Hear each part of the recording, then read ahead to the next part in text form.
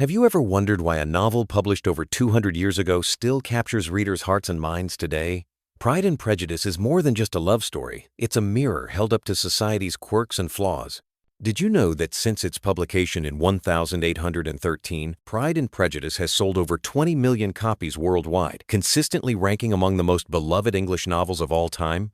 Consider the Bennet family. 5 daughters, a modest fortune, and the ever-pressing question of marriage. Elizabeth, the sharp and independent second daughter, quickly became a literary archetype, challenging the conventions of her era. Some might say, isn't this just another old-fashioned romance? But a closer look reveals biting social commentary and a nuanced exploration of class and character that keeps the narrative vibrant for modern audiences. So, as we break down this classic, consider, what does Austen's wit and wisdom offer us in our own time of shifting values and expectations? What drives the tension between Elizabeth Bennet and Mr. Darcy? It's not just romance, it's a complex interplay of pride, prejudice, and the rigid class system of Regency England. A 2021 survey of literary scholars named Pride and Prejudice the #1 novel depicting the effects of class on personal relationships, beating out over 100 other classics. Recall the famous opening line, "It is a truth, universally acknowledged, that a single man in possession of a good fortune must be in want of a wife."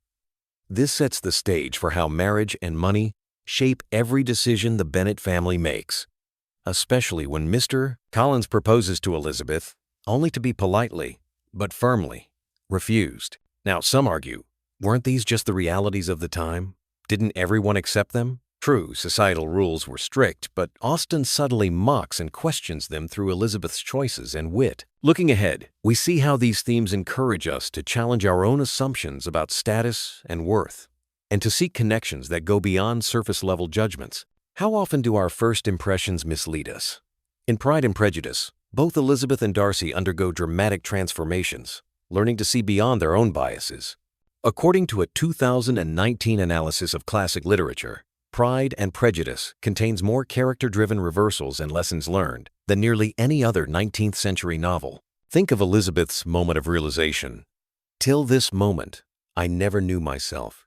It's not just about her opinion of Darcy, but about confronting her own quick judgments, just as Darcy must overcome his pride to truly appreciate Elizabeth's worth. But wait, a skeptic might ask, aren't these shifts a bit too tidy, even unrealistic? While change doesn't always happen so neatly, Austen's characters show us that growth is possible when we reflect honestly on our flaws.